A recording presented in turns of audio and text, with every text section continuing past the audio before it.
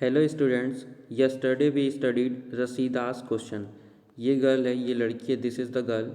Her name was Rashida. इसका नाम क्या था? क्या है? रसीदा नाम है इसका। और रसीदा के मन में एक सवाल है। क्या सवाल है? कि 100 ईयर्स एगो यानी 100 साल पहले, या फिर लॉन्ग लॉन्ग ईयर्स एगो यानी बहुत सालों पहले की बातें लोगों को कैसे पता चल जाती है। इसी क्रम में हमने क्या पढ़ा था? Finding out what happened. यह सब कैसे होता है? What can we know about the past. हमें अतीत के बारे में कैसे जानकारी मिल सकती है? Where did people live. लोग उस समय के रहते कहाँ थे? तो यहाँ पे हमें रिवर बैंक बताया गया था। कौन से रिवर का बैंक था? नर्मदा रिवर का बैंक था। नर्मदा नदी के किनारे जंगलों में लोग रहते थे। ठीक है, अर्लीस्ट पीपल, आदि मानव लोग, आरंभिक लोग। ठीक है, उसके बाद हमसे कहा गया था कि किरथर और सुलेमान पहाड़ियों को लोकेट करो नॉर्थ वेस्ट में। तो हमने यहाँ पे किरथर और सुलेमान की पहाड़ियाँ यहाँ पे लोकेट की थी यस्टरडे, आपको याद होगा। यहाँ सबसे पहले क्या उगाया गया? यहाँ पे सबसे पहले वीट और बार्ले, गेहूं और जौ की खेती सबसे पहले किरथर और सुलेमान की पहाड़ियों में की गई थी। उसके बाद हमसे कहा गया था विंध्य की पहाड़ियों को ढूंढो और गारो हिल्स को, गारो की पहाड़ियों को ढूंढो। इधर क्या हुआ? इधर सबसे पहले क्या उगाया गया था? आपका राइस, चावल यहाँ सबसे पहले उगाया गया था। ठीक है, और ये सब कब हुआ था आपको याद रखना है, 8000 ईयर्स एगो हुआ था ये सब। ठीक है, और नर्मदा नदी, ये जो है आपकी नर्मदा नदी हमने अभी देखी थी, ये हमारी नर्मदा रिवर। ठीक है, इसे मध्य प्रदेश की जीवन रेखा भी कहते हैं। क्या कहते हैं? Life line of Madhya Pradesh. ठीक है, याद रखिएगा। अब देखिए हमने कहाँ तक पढ़ लिया था कल? हमने यहाँ तक कवर कर लिया था यस्टरडे, विंध्यास तक। ठीक है, आज हमें यहाँ से पढ़ना है, तो आइए शुरू करते हैं। Let's start. Trace the river Indus and it's tributaries. अब हमें कह रहा है कि सिंधु, इंदस बोलते हैं सिंधु नदी को। ठीक है, तो इंदस यानी सिंधु नदी और उसकी सहायक नदियों को पता लगाओ। तो देखो हम आते हैं मैप में। कहाँ पे इंडस रिवर? ये हमारी इंडस रिवर, ये रही। ये प्रेजेंट में पाकिस्तान में पड़ती है। ठीक है, और इसकी ट्रिब्यूटरीज, यानी ट्रिब्यूटरी का मतलब क्या होता है? सहायक नदी। सहायक नदियाँ क्या होती हैं? तो जैसे कोई एक बड़ी नदी होती है, उसमें छोटी छोटी नदियाँ जाकर मिल जाती हैं। ठीक है, तो ये देखिए झेलम, चेनाब, रावी, ब्यास और सतलज, ये 5 नदियाँ हैं, याद रखना है। कितनी ट्रिब्यूटरीज हैं? 5 मेन ट्रिब्यूटरीज हैं इंडस रिवर की। सिंधु नदी की 5 सहायक नदियाँ, झेलम, चेनाब, रावी, ब्यास, सतलज, ये आपको याद रखना है। ये हमने लोकेट कर ली। कहाँ? ये भी नॉर्थ वेस्ट में है। अब लोकेट करने के बाद क्या बोल रहा है हमें इस क्वेश्चन में?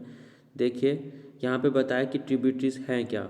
Tributaries are smaller rivers that flow into a larger river. Tributary जो हैं वे सहायक नदियाँ हैं जो बड़ी नदी में जाकर मिल जाती हैं। ठीक है, छोटी छोटी नदियाँ बड़ी नदी में जाकर मिल जाती हैं। जो छोटी नदियाँ होती हैं वो क्या कहलाती हैं? ट्रिब्यूटरी, यानी सहायक नदी कहलाती है। अबाउट 4700 ईयर्स एगो, अब से लगभग 4700 वर्ष पूर्व, some of the earliest cities flourished on the banks of this rivers. उस समय कब? 4700 साल पहले कुछ अर्लीस्ट सिटीज़ यानी आरंभिक नगर इन नदियों के किनारे बसे हुए थे। किन नदियों के किनारे? से इंडस वैली के ट्रिब्यूटरीज और इंडस आपका ये रिवर, इंडस रिवर और इसकी जो ट्रिब्यूटरीज हैं झेलम, चिनाब, रावी, ब्यास और सतलज, ये 5, इनके आसपास के क्षेत्रों में अर्लीस्ट सिटीज़ बसी हुई थी। अभी अर्लीस्ट सिटीज़ मतलब आरंभिक नगर, उस समय नगर थे। कौन कौन से नगर थे? बहुत सारे एग्जाम्पल हैं। हड़प्पा, मोहनजोदड़ो, लोथल, कालीबंगा, बहुत सारे हैं। और इन अर्लीस्ट सिटीज़ के बारे में हम आगे के अध्याय में, नेक्स्ट चैप्टर्स में विस्तार से पढ़ने वाले हैं। लेटर अबाउट 2005 ईयर्स एगो, उसके बाद अब से 2500 वर्ष पूर्व, cities develop on the banks of the Ganga. अब देखो अभी हमसे इंडस रिवर लोकेट करवाया था मैप में, तो उधर 4000 ईयर्स एगो, अब से 4700 साल पहले अर्लीस्ट सिटीज़ क्या होती थी? वहाँ उन्हें बसी थी, वहाँ उनका अस्तित्व था, दे एग्जिस्ट देयर। ठीक है, अब बोल रहा है हमसे 2500 ईयर्स एगो, क्या था वहाँ पे? अब 2500 साल पहले ये जो हमारी गंगा रिवर है, the Ganga and it's tributaries, Ganga नदी और उसकी सहायक नदी सोन, इनके आसपास के क्षेत्रों में भी आरंभिक नगर बसे हुए थे। किस नदी के? 4700 वर्ष पूर्व इंडस रिवर के, और 2500 वर्ष पूर्व गंगा रिवर के बैंक्स में। ठीक है, याद रखना है। अब इसीलिए हमसे कह रहा है कि locate the Ganga river and its tributary called the Son. Ganga नदी और इसकी सहायक नदी सोन का हमें पता लगाना है। कहाँ? मैप में ही। तो आओ मैप में हम देखते हैं। ये हमारा मैप, और कहाँ है हमारी गंगा रिवर? ये है हमारी गंगा रिवर, और ये है उसकी ट्रिब्यूटरी यानी सोन रिवर, सोन रिवर। ठीक है, ये हमने पता लगा लिया मैप पे कहाँ पे है। तो इधर क्या हुआ, इधर याद रखना है 2500 ईयर्स एगो क्या हुआ, आपसे 2500 वर्ष पूर्व यहाँ पे लोग रहते थे, अर्लीस्ट सिटीज़ बसी हुई थी। ठीक है, लोग ये हो गया।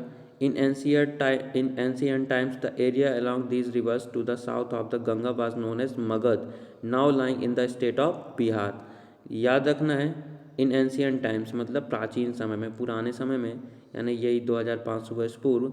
The area along these rivers to the south of the Ganga, Ganga के दक्षिण का क्षेत्र था। ठीक है, मैंने कल बताया था ऐसे आपको, ईस्ट वेस्ट नॉर्थ साउथ। हमेशा ईस्ट आपकी बुक में जब आपको पढ़ना है तो हमेशा राइट हैंड में ईस्ट होगा, लेफ्ट हैंड में वेस्ट होगा, आपके सिर पे नॉर्थ होगा और आपके पैर में साउथ होगा, याद रखना है। तो गंगा के साउथ में, गंगा के साउथ में मतलब गंगा रिवर ये है आपकी, ये देख सकते हो आप, ये है गंगा रिवर। गंगा का साउथ क्या होगा, इधर होगा नीचे डाउन में, है ना। तो गंगा का साउथ में ये उसकी ट्रिब्यूटरी है, ट्रिब्यूटरी रिवर कौन सी है, सोन रिवर है ट्रिब्यूटरी। और ये जो जगह है यहाँ पे कहाँ पे आती है, ये बिहार में आती है। ठीक है, आपको ये आप इंडिया का मैप देख सकते हो, जब इसका आप मैप देखोगे तो यहाँ पे हमारा एमपी है। ठीक है, फिर इधर पे छत्तीसगढ़ है, यहाँ छत्तीसगढ़, बिहार है इधर पास, बस उससे हमारी क्या लगती है, मध्य प्रदेश की सीमा नहीं लगती। फिर यहाँ उत्तर प्रदेश, फिर उत्तराखंड, फिर यहाँ पे राजस्थान गुजरात ऐसा है, फिर नीचे महाराष्ट्र लगता है, ये याद रखना है। ठीक है, आपको जब हम फिर वो जियोग्राफी कवर करेंगे तब इसके बारे में आपको अच्छे से समझ में आएगा। तो याद रखना है, क्या याद रखना है कि गंगा नदी के किनारे जो नगर बसे हुए थे उसका नाम था मगध। क्या नाम था, मगध। अभी हमने यहाँ पे देखा 4700 वर्ष पूर्व जो नगर थे वो थे हड़प्पा, मोहनजोदड़ो, लोथल, कालीबंगा। ठीक है, और 2500 वर्ष पूर्व गंगा नदी के बैंक में कौन से अर्लीस्ट सिटीज़ थी, मगध, याद रखना है। और मगध वर्तमान में कहाँ पड़ता है, तो वर्तमान में प्रेजेंट टाइम में मगध जो है बिहार राज्य में पड़ता है। इट्स रूलर्स यानी बिहार राज्य में जो मगध था उस समय एंशियंट टाइम में, पुराने समय में, उसके रूलर यानी शासक वेयर वेरी पावरफुल, वो बहुत ताकतवर थे। And set up a large kingdom, और उन्होंने अपना राज्य जो है बहुत बड़ा बनाकर रखा था। ठीक है, युद्ध करके सबसे, और सबसे ज़मीन छीन छीन के अपना बड़ा राज्य बना के उन्होंने रखा हुआ था। Well set up in other parts of the country as well, और उन्होंने अपने राज्य के सारे भागों को वेल सेटल्ड किया था, मतलब अच्छे से वहाँ पे देख रेख, खेती वगैरह जो भी है सारा काम अच्छे से होता था। Throughout people travelled from one part of the subcontinent to another. आपको पता है कि लोग जो होते हैं, लोगों ने सदैव हमारी पृथ्वी के एक स्थान से दूसरे स्थान, है ना, हमारा जो भारतीय उपमहाद्वीप है उसके एक जगह से दूसरी जगह हमेशा आते जाते रहे हैं। ठीक है, जैसे अभी आप जाते हैं बस से, ट्रक से, ट्रेन से, बाइक से, बाइसिकल से, उसी तरह पहले भी लोग जो हैं हमारे भारतीय उपमहाद्वीप में, भारत के अंदर इतना बड़ा भारत है तो एक जगह से दूसरी जगह लोग आते जाते थे।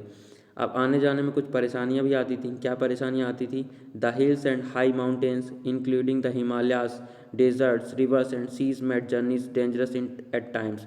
अब जब वो यात्रा करते थे तो ऊंची ऊंची पहाड़ियाँ, ऊंचे ऊंचे पर्वत पठार, है ना, इंक्लूडिंग हिमालय, हमारे हिमालय पर्वत को लेते हुए, डेजर्ट मतलब रेगिस्तान, रिवर नदियाँ, सी समुद्र, ये सारी चीज़ें क्या करती थी, यात्रा को जोखिम भरी बनाती थी। पहले एरोप्लेन तो था नहीं कि उड़ के चले जाएं इधर से उधर, ये सारी चीज़ें, समुद्र होता था, हिमालय, बड़े ऊंचे ऊंचे पर्वत और रेगिस्तान, नदियाँ, ये सारी चीज़ क्या थी, बाधा डालती थी यात्रा में। अब देखिए, बट नेवर इम्पॉसिबल, अब ये सारी चीज़ें बाधा डालती थी लोगों के आने जाने में, फिर भी ये उनकी जो यात्रा थी वो इम्पॉसिबल तो नहीं थी, किसी न किसी तरीके से वे एक जगह से दूसरी जगह चले ही जाते थे। So man and women moved in search of livelihood, और ये लोग यहाँ से वहाँ जाते क्यों थे, तो सर्च ऑफ लाइवलीहुड, अपने अच्छे जीवन जीने के लिए एक स्थान से दूसरे स्थान जाते थे। As also to escape from natural disasters like floods और ड्रॉट्स। ठीक है, और दूसरे कारण ये भी था, पहला कारण तो आपने पढ़ लिया कि लाइवलीहुड के लिए, अपने जीवन यापन के लिए, और क्या कारण है और क्या रीजन्स है, तो नेचुरल डिजास्टर मतलब प्राकृतिक आपदा से बचने के लिए, जैसे फ्लड यानी बाढ़, ड्रॉट यानी सूखा पड़ता है, तो सूखा कैसे, जब पानी नहीं बरसता बिल्कुल भी, बहुत सालों से अच्छी वर्षा नहीं होती तो ड्रॉट पड़ता है, सूखा। फिर फ्लड क्या है, तो फ्लड मतलब बाढ़, जब इतना पानी बरसता है कि बाढ़ आ जाती है। समटाइम्स मैन मार्च इन आर्मीज, कई बार तो लोग क्या करते हैं, झुंड के झुंड मतलब बहुत सारे लोग साथ में जाते हैं। कॉन्करिंग अदर्स लैंड्स, दूसरी जगहों पर जाते हैं। Besides merchants travelled with कारवांस of ships, और इनके अलावा, ठीक है, लोगों की बात हो रही थी अभी लोग कैसे जाते थे, लेकिन इनके अलावा जो मर्चेंट्स होते हैं, मर्चेंट्स मतलब व्यापारी, जो व्यापार करते हैं। व्यापारी कौन कहलाता है? जो किसी जगह से चीज़ों को खरीदते हैं जहाँ वो सस्ती मिलती है और दूसरी जगहों पर जाकर उसे बेच देते हैं। तो जहाँ से उन्होंने खरीदा वहाँ से कम दाम में खरीदते हैं और दूसरी जगह जाकर थोड़ी ज़्यादा दाम में बेच देते हैं, जिससे उनको फ़ायदा होता है, किसी मर्चेंट्स को यानी व्यापारियों को। यही व्यापारी होते हैं जो एक जगह से चीज़ों को सस्ते में लेते हैं और दूसरी जगह बेच देते हैं, ठीक है। तो जो व्यापारी होते हैं वे कैसे ट्रेवल करते थे? कारवा होता था उनका, क्या होता था? कारवा, ठीक है। और अगर सी पार करना होता था यानी समुद्र, तब शिप्स, बहुत सारी शिप्स होती थी, ठीक है। Carrying valuable goods from place to place, और ये बताया ना मैंने, जहाँ चीज़ें सस्ती मिलती है वहाँ से वे लोग उसको ख़रीद लेते हैं, ठीक है। तो गुड्स मतलब होते हैं सामान। तो ये सारी चीज़ वो क्या करते थे, मर्चेंट्स खरीद के जगह जगह से खरीद के, प्लेस टू प्लेस, जहाँ उन्हें सस्ती मिल गई वहाँ से खरीद के वे अपने साथ रख लेते थे। And religious teachers walk from village to village. अब देखो कुछ धार्मिक शिक्षक होते हैं, जैसे साधु महंत होते हैं ना, यहाँ से वहाँ घूमते रहते हैं और ज्ञान की बातें बताते रहते हैं। तो रिलीजियस टीचर जो होते थे, धर्म के शिक्षक जो होते थे, वे भी गांव से गांव घूमते थे, एक गांव से दूसरे गांव घूमते रहते थे। टाउन टू टाउन, एक कस्बे से दूसरे कस्बे, stopping to offer instruction and advice on the way, है ना। सभी को जीवन जीने और ज्ञान की बातें बताते हुए अपने रास्ते पर चलते रहते थे। Finally some people perhaps traveller driven by a spirit of adventure. अब हम आ रहे हैं उन लोगों पर जो एडवेंचर के लिए, अपनी खुशी के लिए एक स्थान से दूसरे स्थान जाते हैं, नई नई चीज़ों को एक्सप्लोर करने के लिए। एक्सप्लोर मतलब पता लगाने के लिए। Wanting to discover new and exciting places, वो क्या चाहते हैं? वो नई जगहों और जहाँ हमें जाकर रोमांच आ जाए ऐसी जगह ढूंढने का वे प्रयास करते हैं।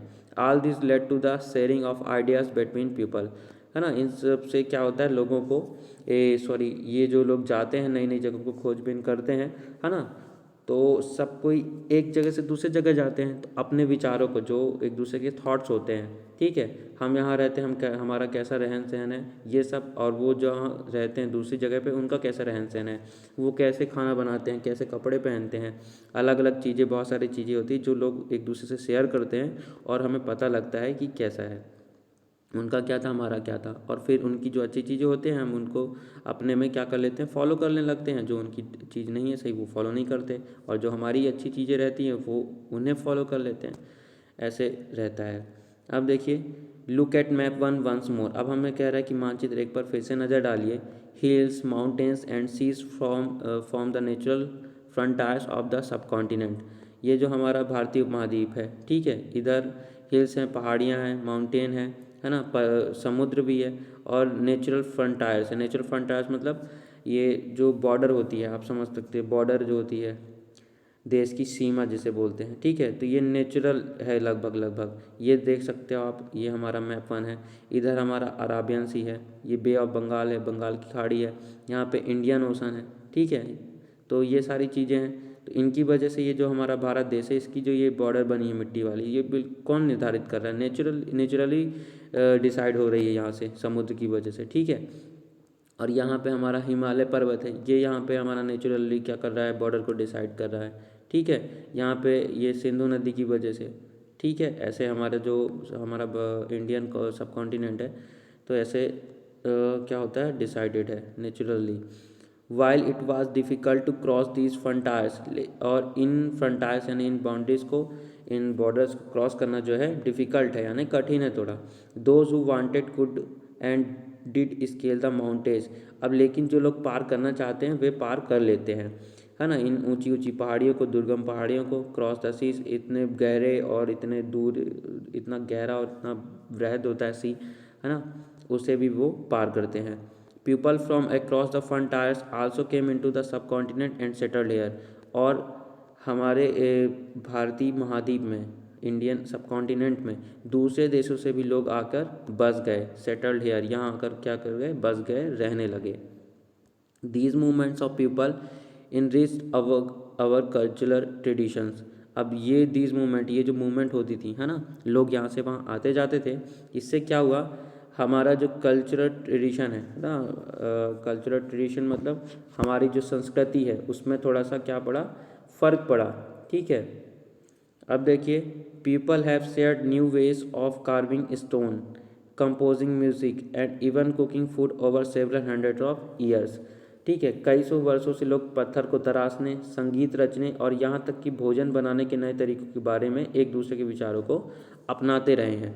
याद रखना है, क्या याद रखना है, कि हमारा जो भारतीय महाद्वीप है, हमारा भारत देश है, इस देश में दूसरे देश से भी लोग आते थे और हम भी दूसरे देश जाकर रहते थे। ठीक है, तो ये आने जाने की वजह से क्या होता है, वो लोग जो करते हैं, ठीक है ना, तो पत्थर तराशना, म्यूज़िक यानी संगीत बनाना, खाना बनाना और रहना, इन सारी बातों को एक लोग एक दूसरे से शेयर करते हैं, और शेयर करते हैं तो जो एक दूसरे की चीज़ें पसंद आती हैं उसे एक्सेप्ट करके आगे बढ़ते हैं, कैरी ऑन करते हैं। अब इसके आगे हम नेक्स्ट डे पढ़ेंगे। Thank you.